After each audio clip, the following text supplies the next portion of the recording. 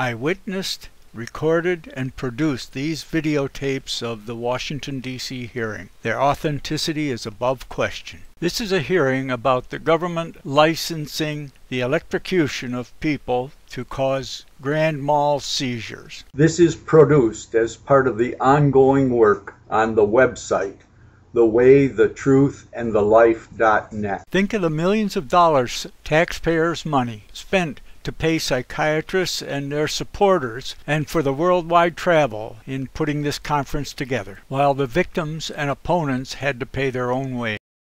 Next paper this morning, before we have our first number of discussion periods, is going to be presented by James and Thompson. Dr. Thompson will talk on patterns of usage of ECT.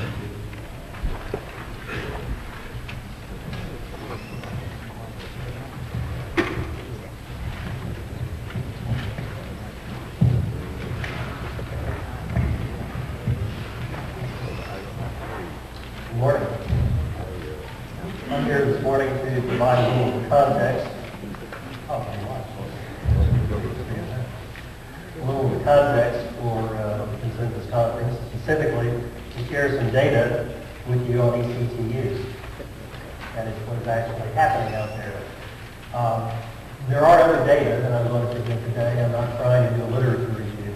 What I am trying to do is, I will try to do is present some data from the National Institute of Mental Health. As far as I know, it is the only national, U.S. national facility-based data. I'll turn it on here. I'll turn it on.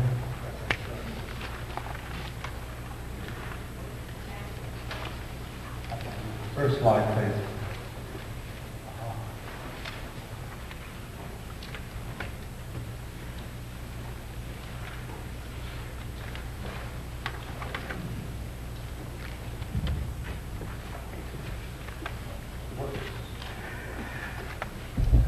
The data that I'm going to present was collected by the Survey and Reports Branch, Division of Biometry and Epidemiology, National Institute of Mental Health, mainly in 1975 and 1980, so a little bit in 1970. NIH does surveys about every 5 years of admissions and discharges to psychiatric facilities.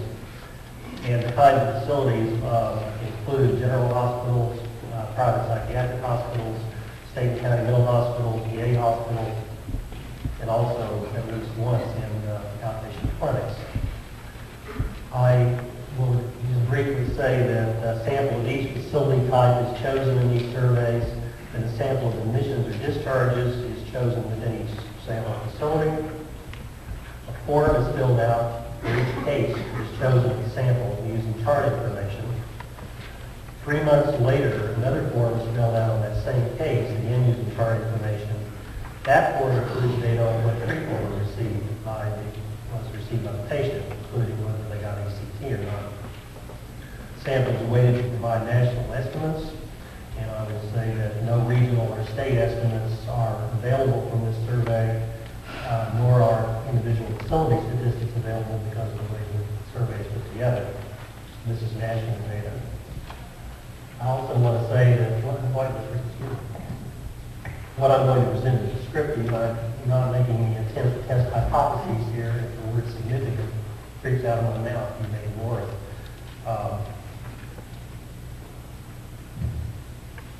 Don't worry about this. I've got numbers on other slides. I do want to show you the whole picture. This is what's in your booklet. You can see several things here on the slide.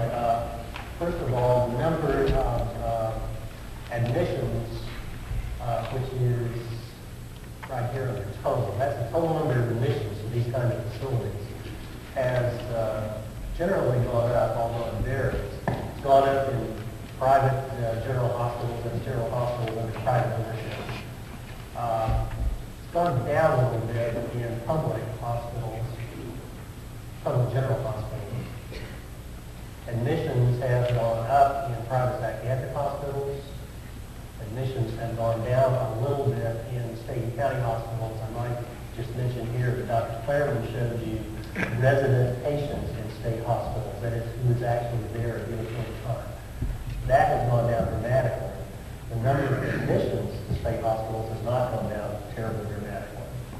So this is the number of admissions. And that's the only trend data we have. The number of admissions receiving ECT generally went down, with the exception of public general hospitals, where it went up. And that's right here, 39 and 61. Now, I think the literature generally shows this, that during the 70s, in general, ECT went down, the use of ECT. No trend data is available in VA or multi-service general hospitals, but there's very little done in one of those hospitals. The VA figure is corroborated by a study by Dr. Weiner, who at Power, who showed that the VA does very little ECT. In future slides, I'm going to concentrate on public general hospitals, private general hospitals, private psychiatric hospitals, and state and county mental hospitals, because those are the ones where I have 2-year trend data. I should point out that the figure you see here, 33,384, is all of these added together. In other slides, I'll be using a figure which excludes VA hospitals. I don't have trend data for multi-service. That's, as you should see, not a whole lot of cases. So we can have a reasonable trend. Here's the abbreviation. We're going to use the slides. G prime is private general hospitals, private ownership. G public, P.H is private psychiatric hospitals. SCMH is state and county hospitals. County, because some of the state hospitals are actually run in the county. Okay. This is the same data we just looked at in graphic form. You can see that most ECT is given in general private hospitals. And the red, you can't see the thing down here, the red is 1975, the blue is 1980. Most ECTs in general private hospitals, and there are decreases everywhere except general public. Another way to look at these data is per hospital, what the increases and decreases in percentage-wise. You can see that everybody's going down, especially state and county, dramatically. That's not as dramatic as some other studies have shown, though. And up only in public general hospitals. If you take all of these together in only 2 years, in those facility types, you get a 46% decrease overall. I think it says 43% in your booklet. That was using the other figures. 46% of these taken together. Another way to look at ECT use is what percentage of admissions get ECT. And you can see, looking at this slide, that the number or the percent of admissions getting ECT has gone down in every hospital type, with the exception of the public general hospitals, where it's gone up. In terms of totals, the total percent of admissions getting ECT went from about 6% to about 3%. Take everything together.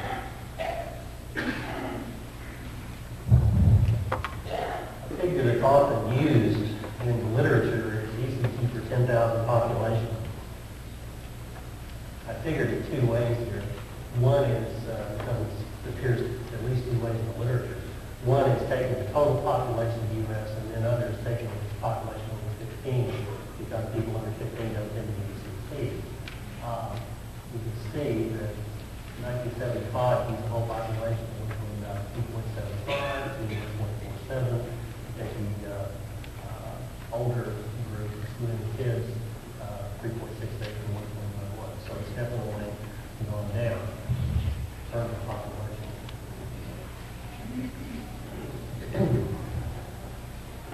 Okay, let's look at ECT by diagnosis. This is 1975, and this is taking only people who got ECT. How do you divide them up diagnostically?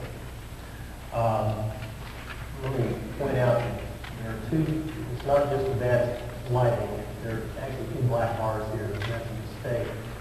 The first black bar is general public hospitals, one, this one, and the second black bar is State County.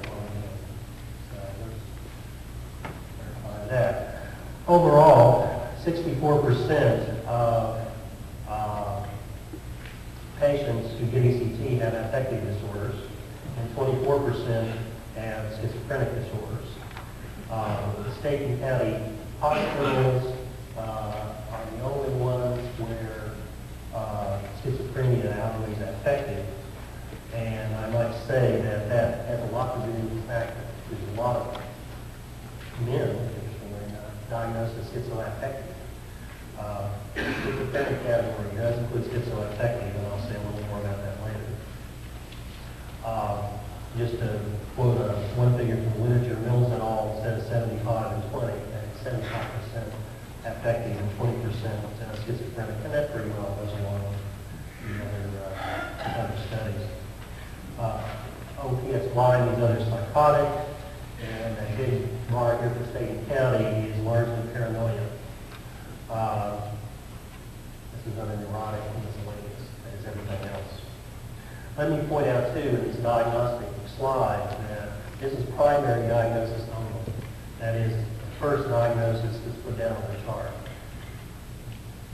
You assume in most cases that's what the treatment was given for, but it's not at all, that question wasn't asked. So it may well be that there's a secondary diagnosis in some of these, that is affected.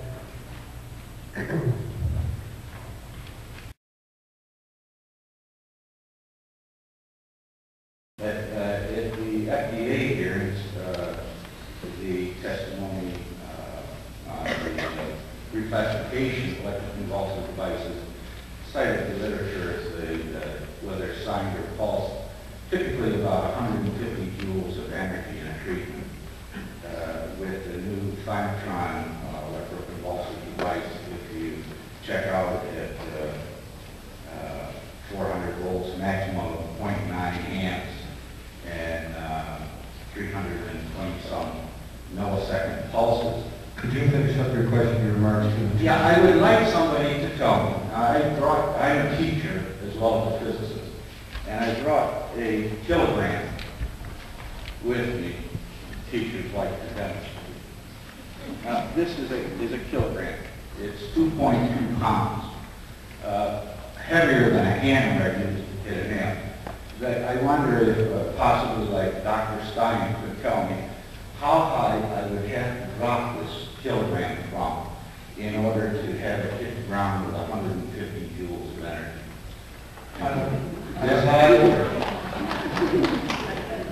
I don't know if that question is in the purview of the panel, but thank you for your point. I'd like to go on to the next person. This is only 10 joules of energy. You're talking about dropping it from higher than a 5-story building. That's physics. Supposedly in pre-med backgrounds. Thank you. I never got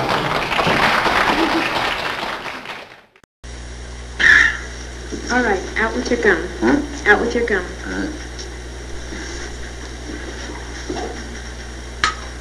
Okay, this won't hurt. It'll be over in just a moment.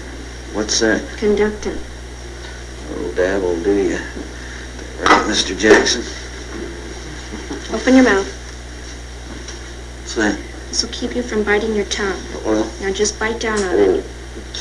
That's right. Just bite down. Now bite down on it. Good. Are you ready? Ready.